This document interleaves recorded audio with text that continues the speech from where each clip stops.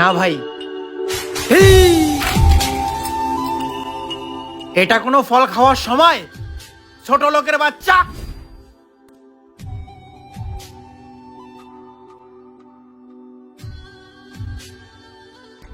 না, এটা তো কথা ছিল না।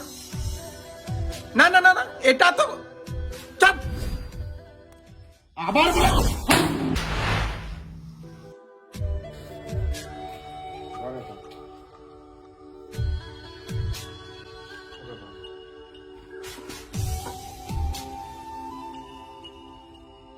যখন তোর রাগ উঠবে, কোনো কিছুর ক্ষতি না করে ওই তার কাটাগুলো হাতুর দিয়ে কাঠখানাতে পুঁতবি। এখন তো রাগে আছিস, যা আজকে থেকে চালু কর।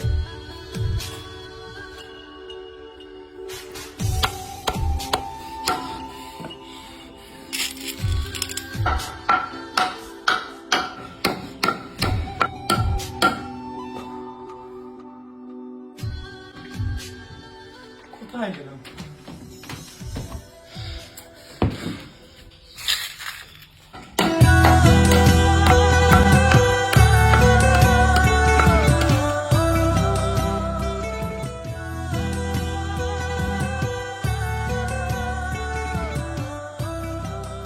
এভাবে রাগের মাথায় কাটটিতে পেরেক পুঁতে আমার কি লাভ হচ্ছে?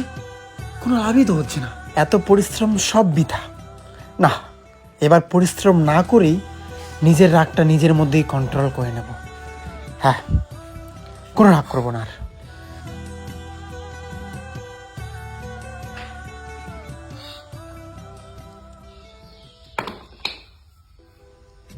বাবা, আমি আর ব্রেক বুঝবো না।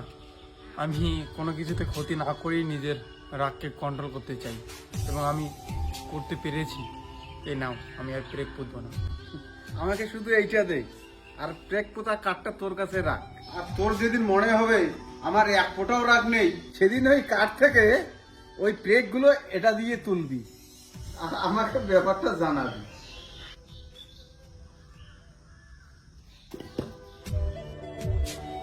বাবার লজিক আমি কিছুতেই বুঝতে পারছি না। কি বোঝাতে চাচ্ছে বাবা? একবার পেরেক পুঁততে বলে, একবার তুলতে বলে। আমার তো আবার রাগ নেই বলা চলে। আমি তুলে নিচ্ছি পেরেকগুলো। চলো।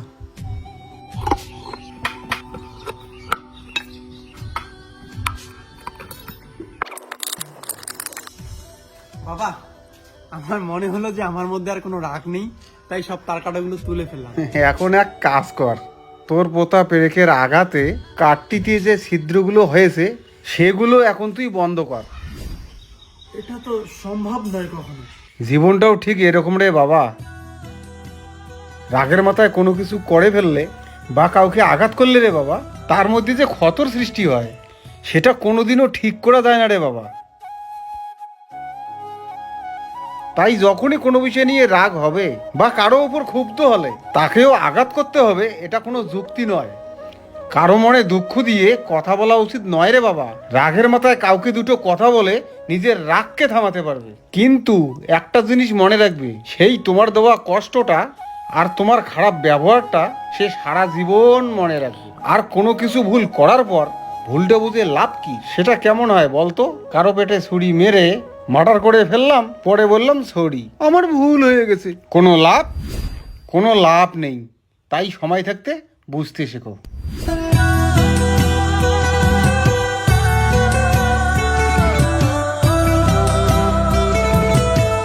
এই ঘটনা থেকে কি শিখতে পারবে? যখন বিশেষ মন খারাপ থাকবে, কারো উপর রাগ হবে, তখন নিজের প্রতি বিশ্বাস হারালে চলবে না, বা কাউকে আঘাত করে নিজেকে সুখ দিলেও চলবে না। নিজের ধৈর্য এবং বুদ্ধিকে কাজে লাগাতে হবে। Thank you.